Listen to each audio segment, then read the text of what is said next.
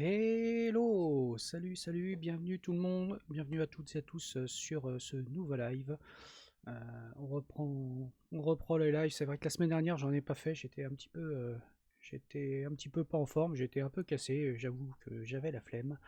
Donc cette semaine on va reprendre le live un peu comme d'habitude. Comme d'hab, on va parler un peu d'actualité tech, on va parler de langage, de tout ça, tout ça.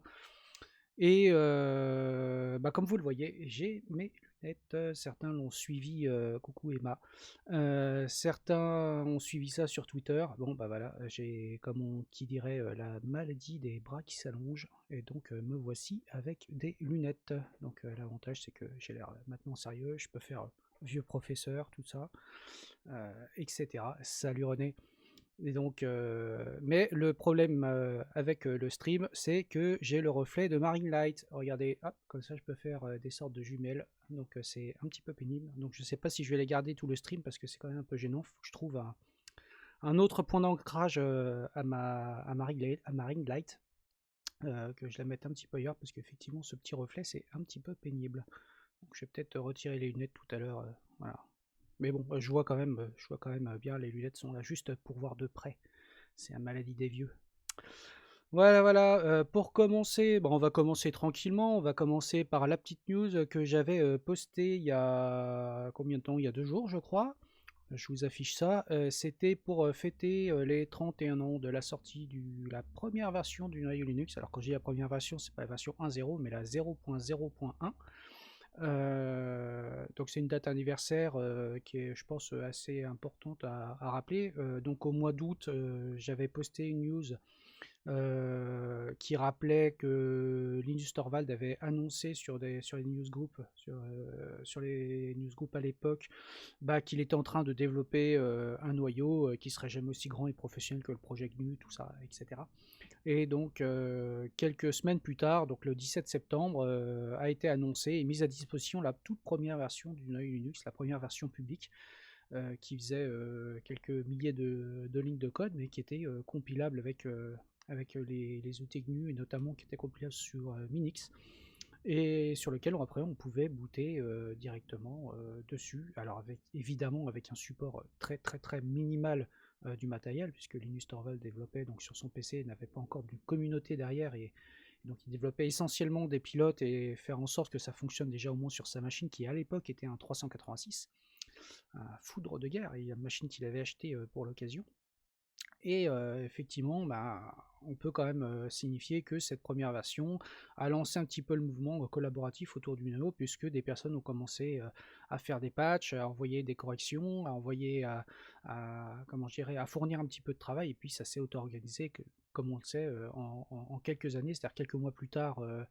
Je sais plus combien de temps après, c'était 80, je crois que la version 1.0 du noyau a dû sortir en 93 de mémoire. Donc moins de 2 ans plus tard, on a la version 1.0. Alors les anciens, tels que moi, qui vous vous souvenez peut-être, et qui avaient goûté au noyau Linux au tout début, on a mis énormément de temps à passer de la version 0.99 à la version 1.0. En fait, ça a fait un très grand bond, je sais plus, de la 0.5 à la 0.99. Et en fait, il y a eu énormément d'itérations pour arriver à la version 1.0. Pour la simple et bonne raison que finalement le développement de la couche réseau TCP/IP avait pris plus de temps que prévu et s'est révélé plus ardu que ce que pensait Linus Torvald à l'époque. Et donc le passage à la version 1.0 a été quand même un vrai signe de maturité, et a commencé donc à faire en sorte que Linux en tant que noyau puisse s'assembler avec les distributions Linux. Vous vous rappellerez donc certainement de la Slackware et tout ça, qui ont permis donc l'essor de Linux jusqu'à arriver vers les versions 2, où on est arrivé dans un environnement relativement mature. La version 2 qui est arrivée dans les années 96-97 de mémoire, et la fameuse 2.0.36 qui était la base de nombreuses distributions Linux aux alentours de 1997. Voilà, donc ça c'était pour revenir un petit peu sur cette petite news que je trouve intéressante. C'est toujours c'est intéressant de voir que le noyau déjà a plus de 30 ans maintenant, et que en quelques années, il a quand même réussi à venir tacler un petit peu les Unix propriétaires qui étaient installés dans les grands systèmes, les banques, en finance, etc. Et effectivement, dès 2001, grâce à l'investissement, un investissement massif d'IBM, de mémoire, peut-être que je dis des bêtises, mais vous vérifierez pour moi. Et si je me trompe, n'hésitez pas à me le signifier. Il me semble qu'à l'époque, en 2001, IBM a fait une annonce comme quoi ils allaient lâcher à l'époque un peu plus 1 milliard ou un peu plus d'1 milliard de dollars sur le développement de Linux au sens large du terme, c'est-à-dire mettre de l'argent sur la table pour que le noyau vraiment devienne quelque chose d'industriel et utilisable dans l'industrie. Et effectivement, en à peine 10 à 15 ans, finalement, l'essor de Linux a fait que la plupart des Unix propriétaires sont morts, de leur belle mort, parce que pas assez dynamiques sur le marché, parce qu'ils n'ont pas réussi à s'adapter très clairement à ce nouveau venu. Alors, quand je dis des Unix propriétaires, je parle bien des Solaris et tout ça, qui ont perdu inexorablement des parts de marché, HPUX, Digital Unix, etc. Donc on pourrait en citer des tonnes et des tonnes. Et au final, ces Unix sont morts de leur belle mort. Alors on m'a rappelé effectivement dans le thread, je ne sais plus si on le voit là dans les commentaires, qu'il y a encore plein d'endroits où c'est encore utilisé. Je ne sais plus, je retrouve. Voilà, c'est là. Donc c'est Alain qui m'a effectivement mis ce petit message. Euh, oui, ça a pris plus de 10 ans pour que Linux domine, mais en même temps, c'est très rapide à l'échelle de l'industrie, surtout pour un soft qui est sorti de nulle part, développé par un étudiant dans sa chambre d'étudiant. Donc c'est quand même assez impressionnant. Et puis il y a encore effectivement des Unix qui sont bien vivants en entreprise, notamment dans le domaine bancaire et à certains endroits dans les gouvernements, etc. Pour la simple et bonne raison, c'est que les applicatifs n'ont pas été portés, par exemple de Solaris, qui était extrêmement présent notamment dans le domaine bancaire. Il y a encore des applicatifs qui fonctionnent sur des Unix propriétaires et qui sont maintenus. Et effectivement, prenons le cas d'Oracle qui a acheté Sun Microsystems il y a plus de 10 ans de ça, presque 15 ans maintenant, je crois, je sais plus. Et donc, Solaris est toujours maintenu, etc. Mais on va pas se mentir, il n'y a aucune raison que ces Unix propriétaires évoluent réellement dans le sens du marché et reviennent sur le devant du marché. Je peux peut-être me tromper, mais j'ai quand même de forts doutes. Par contre, il y en a un qui a réussi à bien tirer son épingle du jeu, c'est BSD en tant que tel, puisque c'était quand même c'est l'Unix original quelque part. L'Unix de Berkeley et donc qui a continué son petit bonhomme de chemin après qui s'est forqué en plusieurs BSD, OpenBSD, NetBSD, FreeBSD, etc. Le plus connu étant FreeBSD et donc qui même s'il est minoritaire sur certaines parts sur des parts de marché, reste quand même un Unix qui est développé de façon très dynamique, qui continue à avoir beaucoup de releases qui évoluent vraiment dans le bon sens. Et donc je ne saurais que trop vous conseiller de tester FreeBSD, vous seriez agréablement surpris par la qualité de cet OS et le fait qu'il n'a rien à envier au noyau Linux ou d'autres systèmes d'exploitation sur beaucoup d'aspects, notamment les aspects sécurité, performance, etc. Voilà pour cette petite news, cette petite intro qui est plus long que prévu d'ailleurs. Oui, bientôt la version 6, ouais, tout à fait, René. La version 6 de Linux qui arrive très prochainement. Là, je l'avais dit, je crois que c'est courant octobre, ça doit être vers fin octobre. Donc voilà, donc ça continue à évoluer dans le bon sens avec toujours des ajouts de support matériel et tout ça. La deuxième chose dont je voulais vous parler, c'était en ce moment, on voit là depuis la fin de l'été, depuis la rentrée depuis fin août, début septembre, beaucoup de choses qui me semblent assez inquiétantes. C'est notamment, je vais vous l'afficher à l'écran, on a eu notamment le piratage de LastPass. Donc LastPass, pour celles et ceux qui ne connaissent pas, donc c'est un gestionnaire de mots de passe en ligne qui vous permet de stocker tous vos mots de passe en ligne qui sont protégés par un mot de passe principal, et donc ça vous permet de pré-remplir les champs user, password sur les sites internet, etc. Donc là, on voit quand même, c'est censé être un coffre-fort de mots de passe. Or, apparemment, ce coffre-fort s'est fait quand même un petit peu tacler, puisque des pirates ont réussi à s'introduire dans le système d'information et a priori, les pirates ont eu accès pendant 4 jours à tout le système d'administration et de production de l'espace, avant que l'espace se rende compte qu'il y avait quelque chose qui clochait.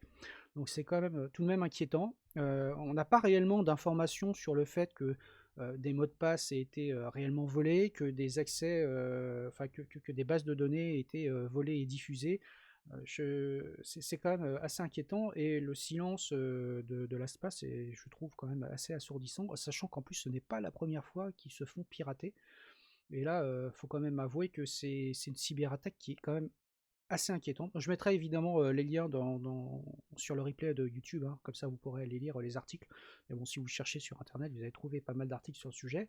Et donc, l'ASPA, c'est quand même pas la petite start-up du coin, hein, c'est quand même une grosse entreprise, donc ça donne un côté un peu inquiétant sur le fait qu'une entreprise comme ça puisse se faire pirater. Je vais pas dire aussi facilement, parce que c'est peut-être pas aussi facile que ça, mais c'est quand même, ça fait plusieurs fois que ça leur arrive. Et donc, très récemment, donc c'était la semaine dernière, on a appris que Uber, alors Uber, très très surprenant, c'est aussi fait pirater. Et là, on peut réellement parler non pas de faille dans le système technique en tant que tel, mais plutôt de problèmes entre la chaise et le clavier, c'est-à-dire que il y a eu de l'ingénierie sociale qui a été faite et quelqu'un a réussi à se faire octroyer des accès.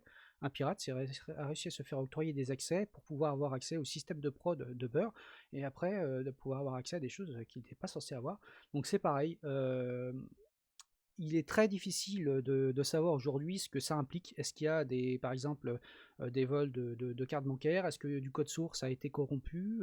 Est-ce que enfin, c'est pareil, une fois encore, le silence de Beurre est quand même assez assourdissant parce que ils n'en parlent pas. Alors j'entends qu'en ce moment ils sont, à mon avis, en train de réagir au feu et ils dialoguent avec les autorités pour pouvoir voir ce que ça implique et lancer les poursuites qui s'imposent. Mais je trouve quand même assez surprenant qu'une entreprise comme Uber, par exemple, on va quand même rappeler que c'est quand même un mastodonte avec des milliers et des milliers et des milliers de personnes dans le monde, avec normalement quand même, ils sont quand même relativement à la pointe sur tout ce qui est technologique, et je serais surtout attendu à ce que, par exemple, l'accès à leur système de prod soit vraiment quelque chose de très sacralisé, que quelqu'un ne puisse pas se faire octroyer des accès comme ça. C'est assez surprenant. Donc voilà, donc, encore une fois, je vous mettrai le lien des articles sur le replay. Donc ça pose question quand même sur la sécurité des gros systèmes, et notamment on se pose la question de est-ce qu'on est prêt à laisser nos données personnelles, que ce soit carte bancaire ou autre chose, dans ces systèmes où on voit effectivement que on pourrait croire qu'ils sont ultra robustes et totalement impénétrables, et le fait est que non, LastPass et Uber, qui sont quand même deux grosses entités, deux grosses entreprises, qui malgré tout se sont fait avoir, j'ai envie de dire, un petit peu comme des noobs, hein, quelque part, ils se sont fait avoir par, entre guillemets, du phishing, hein, on va pas se mentir. Donc voilà. Je sais pas ce que vous en pensez, n'hésitez pas à mettre un petit peu dans les commentaires ou après à commenter sur YouTube, etc. Moi, je suis assez, je suis assez circonspect par tout ça et plutôt inquiet. Alors, je ne suis pas utilisateur de beurre, donc quelque part, je me sens pas impacté, ni de beurre, ni de l'espace d'ailleurs. Je me sens pas impacté par ces attaques, mais ça m'inquiète puisque si de grosses entreprises comme ça se font avoir, ça veut dire qu'il y a aussi des centaines et des milliers d'autres entreprises qui ont exactement les mêmes problématiques. Et ça se trouve qu'ils se sont fait avoir et pénétrer sans qu'elles s'en rendent compte. Si ça se trouve, il y a beaucoup de systèmes qui sont complètement exposés aujourd'hui. Voilà, donc sans avoir les détails, c'est compliqué de juger. Certaines attaques de ce type se font sur des mois. Ouais, tout à fait. Tout à fait. Il y a des attaques. C'est pour ça que je ne juge pas hein, le fait que je dis pas ils sont nuls, patati patata. Je pose juste le fait que je suis relativement inquiet que des entreprises de cette taille qui sont censées avoir quand même aussi des procédures de sécurité ultra poussées se font avoir par ce type d'attaque. Enfin, je trouve ça assez surprenant. Voilà, mais effectivement, je ne juge pas. Je pense que c'est très très difficile à organiser par exemple la production de systèmes comme ça au vu, au vu de l'empire que c'est. Mais voilà. Donc, je vais en finir là pour ce sujet. N'hésitez pas à discuter ou qu'on en parle sur Twitter. Voilà, je trouve ça intéressant, autant intéressant qu'inquiétant, et de voir, en fait, est-ce que quelque part, il n'y aurait pas des moyens, parce qu'on le voit hein, ces dernières années, on donne peut-être beaucoup trop d'accès à des gens, à la prod, à des gens qui sont pas censés y avoir accès. Je parle notamment, alors je vais lâcher le gros mot entre guillemets DevOps, c'est-à-dire on se dit ah ouais super, chaque développeur est capable de déployer en prod tout seul, patati patata. Bah, en fait, ça pose aussi la question à certains endroits de est-ce qu'on a réellement besoin de donner certains accès, euh, enfin de faire du DevOps dans le sens où le dev est capable de délivrer jusqu'à la prod ou pas, parce que on voit que souvent, bah, par exemple, si on prend au début de la chaîne, le développeur est un des premiers maillons, et si jamais effectivement il se fait pirater, ça peut donner aussi accès, si les procédures de sécurité ne vont pas suffisamment loin, à un pirate potentiel à la production et faire des choses qui n'est pas censé faire. Voilà. Moi j'ai un avis qui est quand même assez old school sur le sujet. Je vais pas m'en cacher, hein, je m'en suis jamais caché. Je pense que pour moi, la prod doit être quelque chose, une sorte, pas de Graal, mais quelque chose qui doit être réservé à un nombre extrêmement restreint de personnes. Oui, oui, tu as tout à fait raison, hein, Stéphane. Hein. Déployer ne veut pas dire accéder au serveur de prod, mais déployer. J'ai vu des endroits où déployer indirectement donne accès à la prod. Voilà, parce qu'il n'y a pas il n'y a pas, comment je dirais, les procédures de vérification qui s'imposent entre le développeur et la prod. Donc n'oublions pas qu'en mode, disons, DevOps, si tu as accès à un build automatique, etc. Si quelqu'un est capable d'injecter du code malicieux dans le processus de build parce qu'il a réussi à usurper le compte d'un développeur et puis pour aller installer ou déployer une backdoor quelle qu'elle soit quelque part, il y a plein d'endroits où c'est possible. Je l'ai vu de mes yeux. Donc voilà, donc c'est pas parce que tu n'as pas un accès direct entre guillemets par SSH à une machine que tu peux pas avoir un accès indirect, c'est-à-dire au travers de ta CI par exemple et de ta CI/CD à la prod.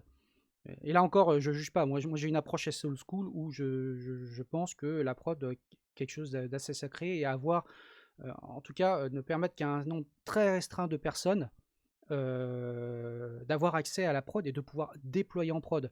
N'oublions pas que l'immense majorité des incidents qui se passent en prod, c'est souvent dû à des problématiques d'action humaine et donc souvent des non-vérifications. En tout cas moi c'est ce que je constate de par mon expérience, c'est pas toujours je fais pas de généralité, c'est pas le cas partout.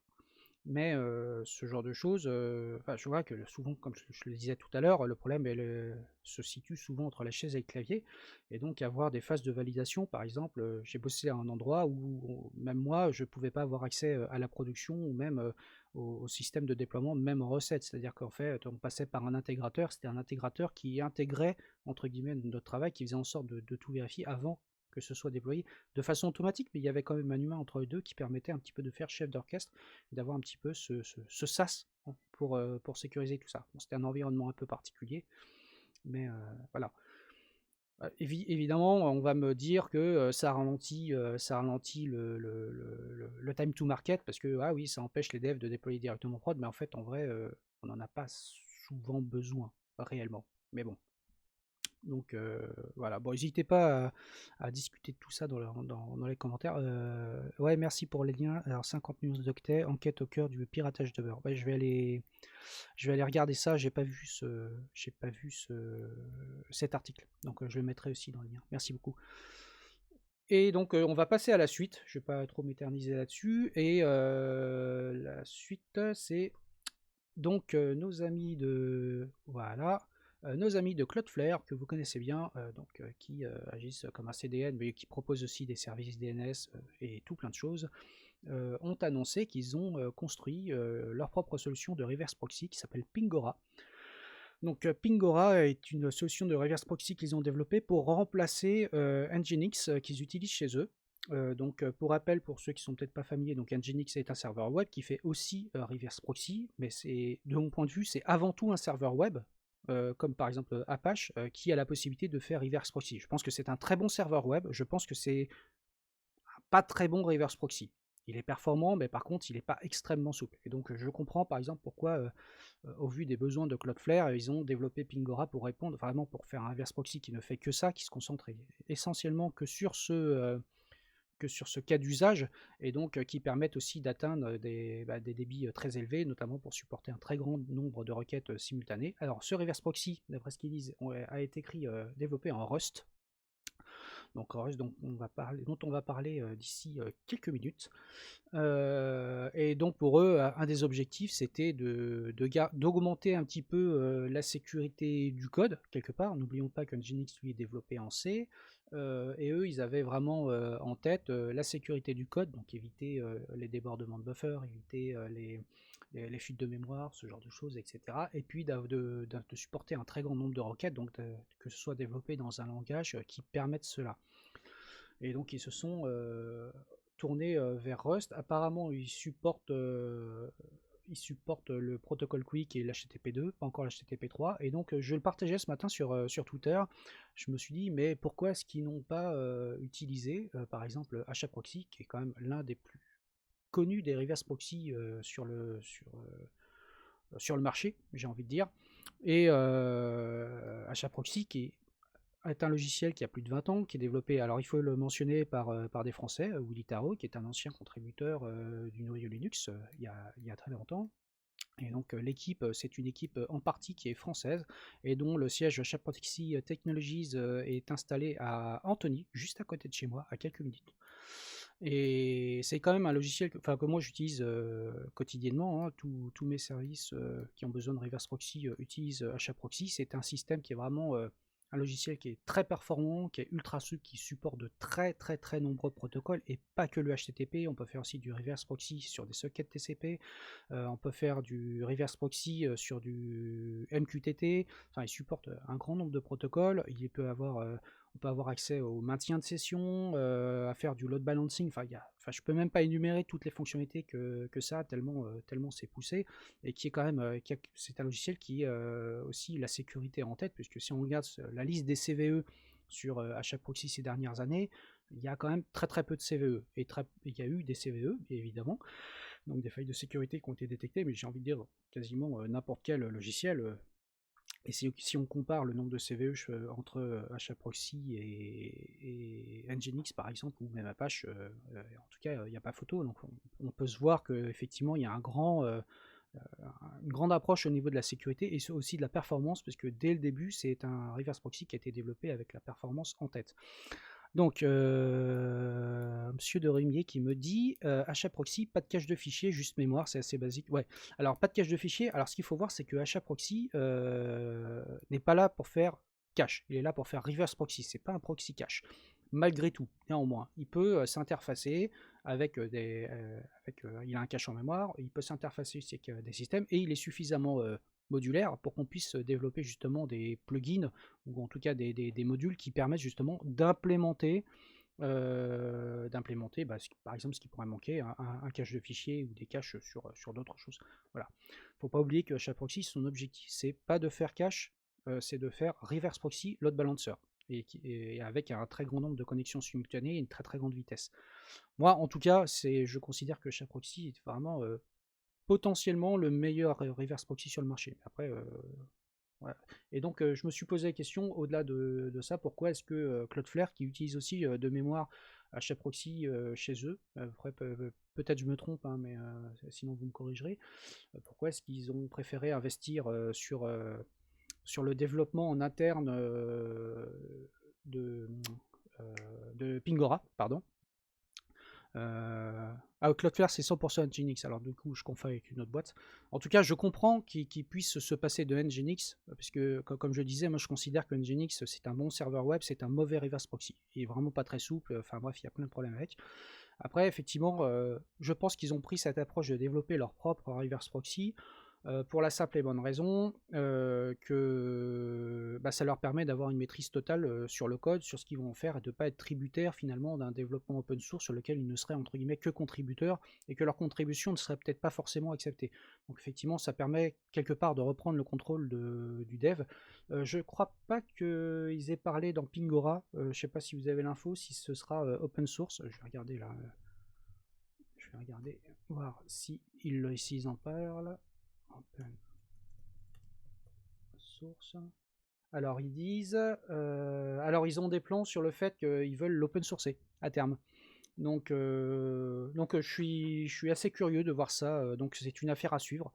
Donc ça veut dire qu'effectivement, ils vont développer, donc en fonction de leurs besoins à eux, ils font ce développement pour répondre à leurs besoins. En même temps, Cloudflare, c'est pareil, comme je disais tout à l'heure, c'est pas la petite startup du coin, ils ont quand même une infra qui est démentielle, donc ça a du sens de dédier une équipe complète au développement de ce type d'outils.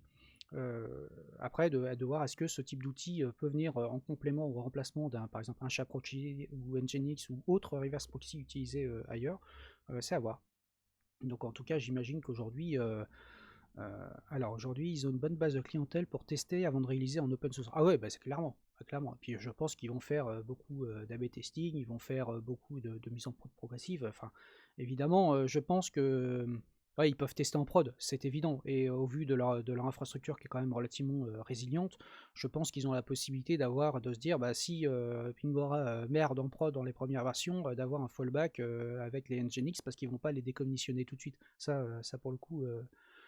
Je pense que ça a du sens. En tout cas, c'est vrai qu'ils ont une plateforme de test qui est démentielle, c'est leur production. Là, pour le coup, donc on va voir. Donc c'est une affaire à suivre. Je trouve ça intéressant comme projet, d'autant qu'il est créé en Rust et on va parler de Rust juste après.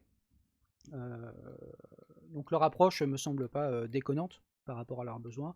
Mais j'étais surpris, effectivement, parce que je n'avais pas forcément regardé dans le détail, qu'ils utilisaient Nginx par exemple plutôt qu'un HAProxy pour faire du reverse proxy chez eux. Bon, pourquoi pas, pourquoi pas. Voilà, je vais passer à la suite. Et donc, je vous avais dit il y a quelques jours que je voulais réhabiliter un petit peu le C++.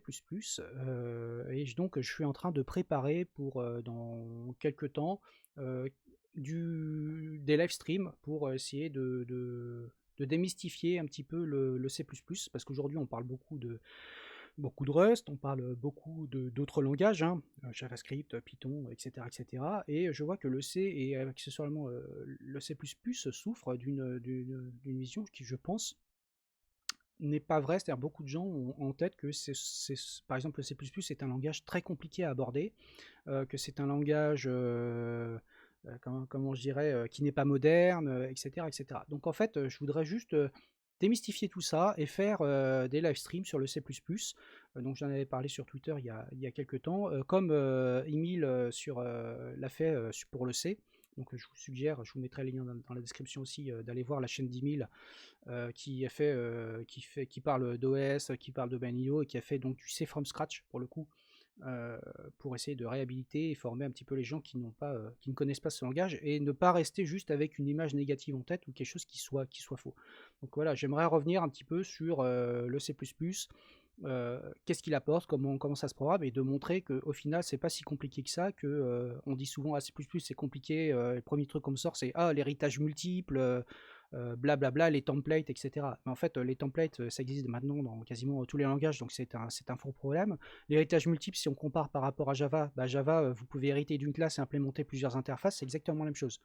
Donc voilà, le tout, c'est qu'une question de syntaxe et d'approche, et de montrer qu'il y a beaucoup de choses. Il y a beaucoup de choses qui sont, comment dirais-je, qui sont juste une vision, une pure vision de l'esprit, et de montrer qu'il y a plein de choses qui existent dans ce langage, des mécanismes qui sont très puissants, comme le RAI par exemple, qui permettent de faire de la programmation en vous garantissant que vous n'aurez pas de perte de ressources, de fuite de mémoire, ce genre de choses.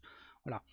Donc, est-ce que le C++ nécessite pas comme prérequis une connaissance bas niveau? Non, en fait, pas réellement. Tu n'as pas besoin de connaître les registres, etc. Tu as une gestion de la mémoire qui est manuelle. Ça, j'en parlerai pendant mes lives de C++ from scratch. Mais tu n'as pas besoin de connaître le bas niveau. Dès lors où tu sais, c'est comme en Java, dès lors où tu sais comment allouer un objet et comment le détruire, le reste, voilà, exactement. Si tu peux utiliser les entêtes memory, si tu veux pas gérer manuellement. Donc après, tu as accès à des unique pointers, à des shared pointers, etc., qui te permettent de t'abstraire complètement de la gestion de la mémoire et de faire de la programmation vraiment très robuste. Donc, ce qui est plus difficile on sait, puisque par exemple, on n'a pas les mécanismes de RAI, donc qui permettent d'acquérir ou de libérer des ressources automatiquement quand on rentre dans un scope ou quand on sort d'un scope. Donc tout ça, je l'aborderai. J'aborderai donc de façon un peu générale le C++ et quelques mécanismes intéressants, de montrer que c'est pas si compliqué. Donc j'ai préparé sur mon GitLab, et j'ai fait un miroir sur gitlab.com, donc Donc le code source que je partagerai et que vous pourrez cloner, tout est en GPL v2, donc vous pourrez le récupérer, le cloner, le modifier avec un template, et puis au fur et à mesure on commencera par un Hello World et puis on montera un petit peu plus de la complexité au fur et à mesure, et je vous montrerai tout ce qui est tous les types de mécanismes, programmation orientée objet, l'héritage multiple, l'héritage simple, le casting, enfin tous les trucs qui font que c'est un langage puissant. Alors c'est un langage qui est très complet, et sa complexité en fait un langage aussi assez complexe, mais en général, moi pour le coup, je développe en C++ en C et en C++ depuis de très nombreuses années.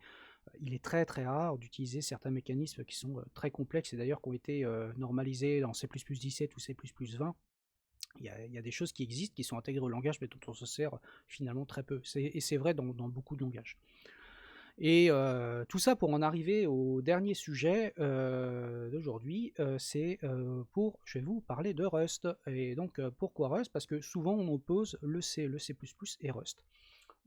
Et donc Rust est un, entre guillemets, je vais dire entre guillemets, nouveau venu sur le marché. Il n'est pas nouveau parce que c'est quand même un langage qui existe maintenant depuis... alors je crois que les premières prémices de Rust, ça doit être 2006, quelque chose comme ça, puisque c'était un projet d'un gars qui travaille chez Mozilla, qui a commencé à faire un truc dans son coin, et puis c'est arrivé, je crois, dans le moteur de Mozilla, je sais plus, en 2009, 2010, quelque chose comme ça. Donc voilà, donc on dit nouveau venu parce qu'effectivement, à l'échelle des langages, c'est quand même quelque chose d'assez récent, mais qui est fortement monté en puissance ces dernières années, et c'est un langage qui est assez intéressant. Moi, je m'y suis mis il y a quelques mois déjà, je commence à regarder. Alors, je ne vais pas dire que je suis expert en Rust, et loin s'en faut, c'est d'ailleurs pour ça que j'ai acheté un livre que je vais vous présenter tout de suite. Mais je trouve que c'est un langage intéressant parce qu'il prend finalement quelque part le meilleur du C, du C++ et de quelques autres langages pour en faire un langage réellement à part, qui est un langage qui est de la programmation impérative, qui peut être aussi de la programmation fonctionnelle, etc. Donc il y a quand même plusieurs paradigmes. Et oui, Kyogu, tu as tout à fait raison, il a été accepté dans le noyau Linux. Alors il a été accepté, je vais juste tempérer un petit peu cette chose-là, il a été accepté notamment en tant que développement expérimental, et essentiellement pour l'instant pour développer des pilotes, ce genre de choses. C'est-à-dire quelque chose de très localisé, c'est-à-dire qu'on ne va pas tout de suite retrouver du développement, par exemple sur le scheduler ou ce genre de choses comme ça dans le noyau Linux. Donc ça va être Rust va déjà être utilisé à certains... Oui, tu as raison, c'est déjà ça. Et non, mais ça prouve bien que qu'en fait, beaucoup de bugs ou de failles de sécurité qu'on peut retrouver dans le noyau Linux souvent viennent de pilotes qui parfois, malgré les revues de code qu'il y a, malgré le process qu'il y a dans le noyau Linux, etc., laissent passer des buffer overflow, ce genre de choses, etc., parce qu'il n'y a peut-être pas assez de programmation défensive. Et en fait, la programmation défensive, Rust le fait naturellement, dirons-nous, à la compilation, ce que ne font pas les compilateurs C, et notamment GCC. Et donc Rust est assez intéressant parce que il va apporter un certain nombre de mécanismes de vérification, notamment de vérification d'allocation de la mémoire, de libération, comment je dirais, de gestion des références ou des pointeurs ou ce genre de choses qui sont très strictes, mais vraiment très très strictes. C'est-à-dire que quand il y en a qui me disent je fais du Rust, c'est plus facile que C++, ça me fait quand même doucement rigoler parce que je trouve que Rust est beaucoup plus difficile à aborder. Enfin, demande une gymnastique intellectuelle qui est plus poussée que de démarrer en C ou en C++, qui est un langage qui effectue moins de contrôle naturellement à la compilation. Donc je parle notamment du borrowing qui est implémenté dans Rust, donc qui permet de dire que à chaque instant il y a une seule référence d'un objet, il y a un seul il y a un seul owner d'un objet, et on peut pas avoir plusieurs owners n'importe comment tout le temps. Donc effectivement tout est orienté protection de la mémoire, protection des références pour éviter justement les buffer overflow, pour éviter les fuites de mémoire, tout ça, etc. Donc il y a des mécanismes qui sont très poussés dans Rust qui permettent de faire de la programmation défensive directement à la compilation.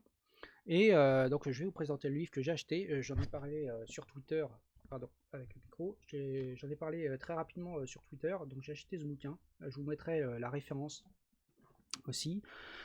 C'est vraiment le bouquin de référence qui parle de Rust. Donc c'est la seconde révision édition 2021, donc qui aborde la programmation Rust, je dirais un petit peu du début, en passant par à peu près par tous les mécanismes, le borrowing, l'allocation mémoire, la programmation concurrente, etc., etc. Donc ça permet pour moi, ça me permettait d'avoir une référence, je dirais, papier, parce que j'aime bien les livres papier, je suis un petit peu old school là-dessus aussi, avoir une référence sous la main, quelque chose qui se lit relativement bien. Donc on va pas se mentir, alors qu'apporte-t-il par rapport au livre en ligne? En fait, il apporte que c'est une référence, comment je dirais, papier, que je peux avoir tout le temps sous la main, que je peux embarquer avec moi, etc. J'ai plus de mal à lire les livres en ligne, même si on télécharge sur tablette, ou smartphone, etc., les PDF et tout ça. Mais c'est un livre vraiment, déjà c'est de l'Aurélie, hein, donc c'est très, je dirais que ce sont des livres qui sont très bien construits, bien chapitrés, etc., avec beaucoup d'exemples. Par contre, je vais pas vous mentir, hein, c'est pas un livre, vous allez pas vous marrer avec. C'est pas forcément un livre, je vais pas dire facile d'accès, mais à mon sens, c'est quelqu'un qui est noob en programmation, qui a fait éventuellement que du JavaScript, etc., qui prend ce bouquin, je pense que c'est un petit peu ardu parce que ça part du principe qu'on a déjà un certain nombre de choses en tête, d'expérience, par exemple sur l'allocation dynamique de la mémoire, par exemple en C ou en C++, les mécanismes de RAI qui existent aussi en Rust d'une certaine manière, sur la gestion du multithreading, etc. Donc il ne faut pas oublier que Rust, c'est quand même un langage qui est quand même orienté bas niveau, tel que le C ou le C++ d'une certaine manière. Et par contre, il apporte un certain nombre de bibliothèques et de mécanismes qui permettent d'intégrer des bibliothèques et de modules, etc. Voilà, de façon assez simple, un peu plus simple parfois que le C et le C++. Donc on peut apporter des modules, des bibliothèques et tout ça qui couvrent de très grands cas d'usage, hein. Vous voulez développer un serveur HTTP, boum, vous avez juste à instancier un module et ça marche. Mais par contre, effectivement, sur les mécanismes de programmation bas niveau de Rust, je suis au premier tiers du livre. Ça part du principe que vous avez déjà quand même quelques connaissances sur la programmation concurrente, sur l'allocation des allocations de la mémoire, enfin sur des choses un petit peu bas niveau. Donc je pense que c'est pas forcément accessible à tout le monde. En tout cas, il faut avoir faut faire un petit effort intellectuel, je pense, pour pouvoir l'aborder. C'est pas vraiment, c'est pas Rust fort de mise. Voilà, c'est pas dans ce bouquin c'est pas ce bouquin qui va apprendre certaines bases de la programmation un peu bas niveau. Voilà. Donc, alors, tu t'es cassé les dents en tentant de faire un serveur web, Actix. Ouais, d'ailleurs, il parle, dès le début du bouquin, il parle de Actix justement pour montrer comment faire une sorte de petit serveur web, etc. Donc, quelqu'un qui est un peu novice sur le sujet, ouais, c'est pas forcément évident à aborder. Par contre, le bouquin est plutôt bien écrit. Je pense qu'il rentre un petit peu trop vite dès le début dans des exemples un petit peu trop pushy, parce que dès le début, il parle d'un exemple avec comment écrire un serveur web qui répond à des requêtes, etc., avec Actix notamment. Je me suis dit, waouh, c'est comme Hello World, c'est un peu violent. Mais après, ça revient un petit peu sur les fondamentaux du langage, le système de typage, le borrowing, l'allocation dynamique, etc., etc. Donc là, j'avance tranquillement sur le bouquin. C'est un Hello World de compète, ouais, c'est clair. C'est vraiment le Hello World de compète, on va pas se mentir. Mais c'est plutôt bien expliqué. Mais c'est un livre, je vais pas dire triste à lire, hein, mais c'est pas un livre, c'est pas un livre rigolo, hein. Il n'y a pas des blagues toutes les deux pages. Donc je pense que c'est, enfin comme tout bouquin un peu de référence, et notamment les bouquins Aurélie, c'est quand même des bouquins de référence. L'avantage, c'est que comme c'est assez bien chapitré, ça se lit pas forcément de façon linéaire. Si il y a vraiment, c'est que la programmation concurrente qui vous botte et que vous voulez démarrer entre guillemets par ça, et que le reste vous l'avez déjà en tête, vous pouvez directement aller sur la programmation concurrente. Voilà, c'est pas, vous n'êtes pas forcé de le lire de façon linéaire comme la plupart des bouquins, des références techniques. Voilà. Donc moi je dirais que ce livre il est bien, donc il est bien, mais à ne pas forcément à mettre dans les mains de personnes qui seraient très novices sur le sujet. Voilà. Je pense, oui, tu as tout à fait raison, René. Le Rustbook est beaucoup plus progressif. Donc, avec les avantages de ces inconvénients. C'est-à-dire quelqu'un qui a, comme moi, par exemple, l'expérience poussée en C et en C++, le Rustbook, franchement, je m'emmerde parce que en fait, je saute plein de chapitres au fur et à mesure parce qu'il y a plein de choses qui ne m'apportent rien. Donc là, je trouve que là, le bouquin d'Aurélie là est un livre qui est, je dirais, plus niveau intermédiaire. Voilà. Et donc ça permet de facilement pour des gens qui ont plus l'habitude du C et de C++ de se mettre à Rust. Voilà, donc je lis le bouquin, j'avance tranquillement, je le trouve plutôt sympa, ça me permet de compléter de compléter mes connaissances sur le sujet. Et puis, pour moi, l'idée, c'est pas de remplacer mon expertise C ou C++ par du Rust, mais c'est de venir plutôt la compléter, comme beaucoup de langages. Même si je suis plutôt aficionado, et la plupart des softs que je développe, je dirais, sur beaucoup de mes projets sont en C ou en C++. Par exemple, mon émulateur d'Amstrad CPC qui est en C, j'en ai une version aussi en C++. Ça vient compléter. Je pense que tous les langages sont pas forcément adaptés à tous les contextes. Je pense que Rust apporte un petit peu de l'eau à ce moulin-là, en disant qu'il a des domaines d'application qui, je pense, valent le coup. Voilà. Ouais, les Rustlings sont pas mal pour prendre les bases du langage. Ouais, c'est pas mal, mais c'est pareil, je trouve que c'est pas assez, peut-être pas assez guidé par la main. Ça reste des petites choses qu'on vient piocher comme ci comme ça. Et donc pour finir sur le Rust, je ne peux pas vous parler de Rust sans vous proposer d'aller voir la chaîne d'Akanoa, donc la chaîne Twitch d'Akanoa, donc qui lui parle beaucoup de Rust, qui pratique beaucoup plus que moi sur le sujet, et voilà, il parle de ça sur ses live Twitch, donc je ne peux que vous conseiller d'aller voir ce qu'il fait.